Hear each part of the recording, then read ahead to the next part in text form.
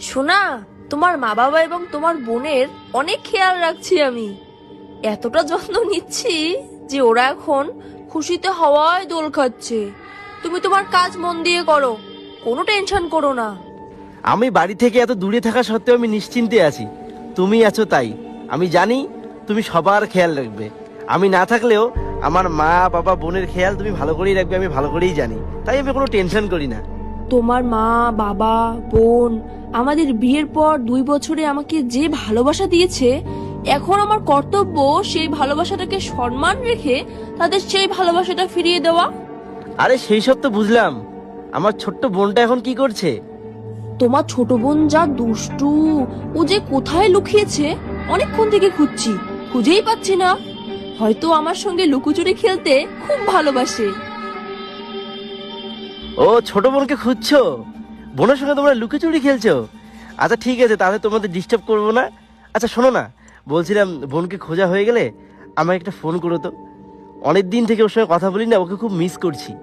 হ্যাঁ হ্যাঁ ঠিক আছে, এখনই খুঁজে আনছি ওকে। ও সকাল থেকেই আমার সঙ্গে লুকোচুরি খেলছে, অনেকক্ষণ থেকে খুঁজছি ওকে। এবার তো ওকে খুঁজেই ছাড়বো। ঠিক আছে, তোমরা এইভাবেই খুশি থাকো। আমি তো এটাই চাই, বাড়ি থেকে এত দূরে কাজ করতে এসেছি 2 পয়সা ইনকামের জন্য, যাতে তোমরা খুশি থাকো। কোথায় লুকিয়েছো? তোমার বৌদি তোমার জন্য অপেক্ষা করছে, বেরিয়ে আসো। তোমাকেও তোমার মা বাবা আর দিদির কাছে পাঠাবো। স্যার, আমি আপনাদের বাড়িতে প্রতিদিন দুধ দিতে যাই, কিন্তু কিছুদিন যাবত তো যাচ্ছি, কিন্তু কেউ দরজাই খুলছে না। কিন্তু বাড়িতে তো আমি এখনই কথা বললাম, বাড়িতে তো সব ঠিকঠাকই আছে। হয়তো এমনও হতে পারে আপনি যখন আমাদের বাড়িতে দুধ দিতে যান ওরা ঘুম থেকে ওঠেই না, অত সকালে হয়তো ঘুম ভাঙে না।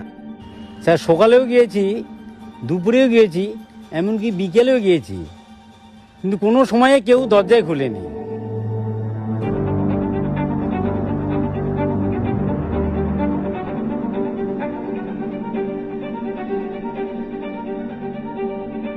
দরজা কেন খুলছে না? কি সমস্যা হতে পারে?